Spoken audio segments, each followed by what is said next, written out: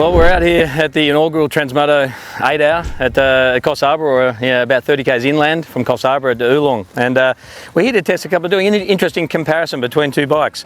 Both 2019 models, both 350s, both Husqvarnas, but on my right we've got the FE, the enduro model, FE350. On my left, the FX, the cross-country model 350.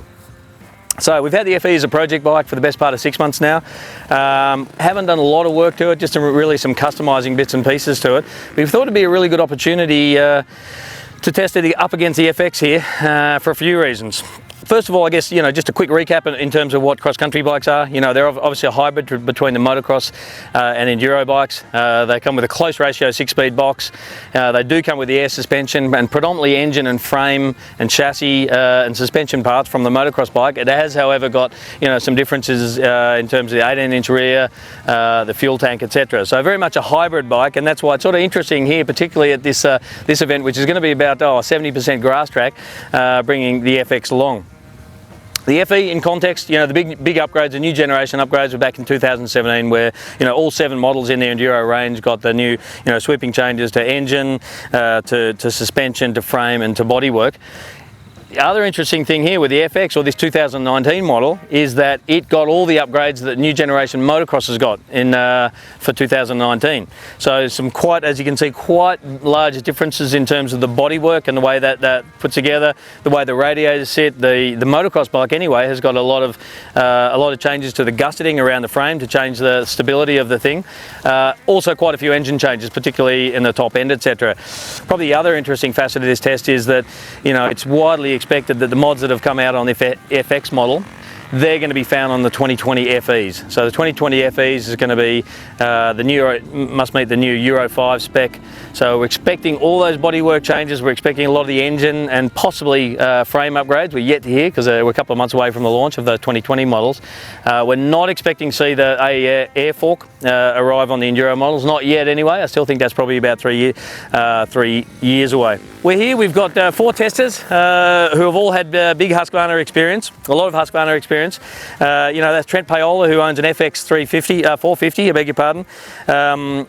We've got Grant O'Brien, who owns a 2017 model project bike, an FE350. We've got Lockie Stanford, a Husqvarna pro rider who's won Aussie championships and is just about to have his first kid, but he's come along to ride on the weekend. And then we've also got Matty McAlpine, probably best known as Toby Price's manager, who rides a KTM 350 EXCF. But anyway, it's going to be a lot of fun. We're going to check in with the guys after they've done back-to-back laps on these bikes tomorrow. We're going to have 8 hours, we've got plenty of time. We have sampled these things on the sand at Nabiac, another venue where we're running a 6-hour event in a couple of months. So it'll be really interesting to touch base with those test riders tomorrow, all 4 of them, and get their insight into the differences between the bikes.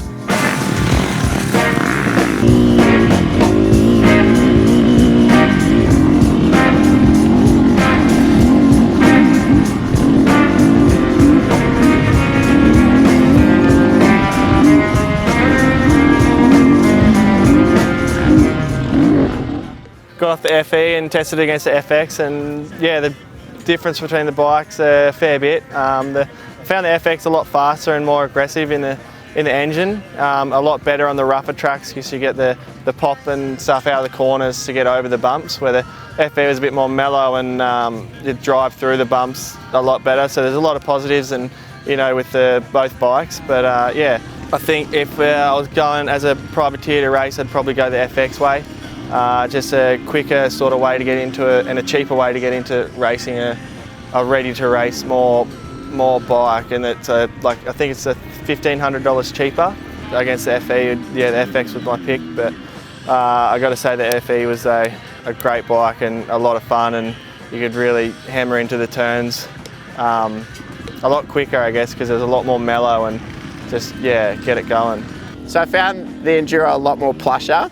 The cross-country bike was very rigid, like the front and the rear didn't seem to work simultaneously. It was quite heavy on the front. I think we adjusted it from the stock setting. We went a lot softer. I didn't get to ride it when it was a lot firmer, but it wasn't unenjoyable, but it wasn't quite as nice as far as cushiony. So my preference, I'm a bit of a washed up old racer. I like beer. I love having fun. For this circuit today, I definitely enjoyed the FE. It was a lot better. I'm a FX owner. I'm on my second FX, but I've got to say today, look, straight up, the FE was the bike that impressed me. It just gave me a lot of confidence today. It felt plusher where I wanted it to be plusher. The FX was very direct. It's a very direct bike. It feels like a racer bike, and performed like that as well. It was very sharp and a little bit unforgiving, whereas the FE I found was a lot more forgiving, particularly in the as the track started to degrade a bit during the day. But in saying that, I still love my FXs. I think basic on their price point, and as a farmer, they make a fantastic mustering bike, particularly being a bit cheaper. So if you're a racer or a farmer, I think the FX is an excellent choice. And one thing I like about the FE350 is I actually like the quieter muffler. I like the fact that it feels like it's a more gentler power delivery. It doesn't come on, it doesn't snap like the FX350 cross country. And yeah, I got a lot of confidence riding the FE350 today. I really had a great time on it. We started off at 130 psi with a front air fork, which is different to the FE350, which has the spring fork. Yeah, we dropped it down to 126 psi. We backed off the compression. It did improve the bike, and I reckon with a bit more time and a bit more, testing with it, we could get it a lot better. But I found the power delivery, like off the bottom, it was quite doughy, but then it really came on hard in the mid-range, and which was really good on the grass track, because you could really just pour it on, hold it in that mid-range around the grass track, no problem. But as soon as you got in the tight stuff, I actually stalled it a couple of times, because I just found, compared to the FE350, I just had no bottom end, and I just was struggling with getting that power delivery through that tight stuff. So, but overall, both really good bikes, and yeah, I'm really happy I got to have a ride of them both today.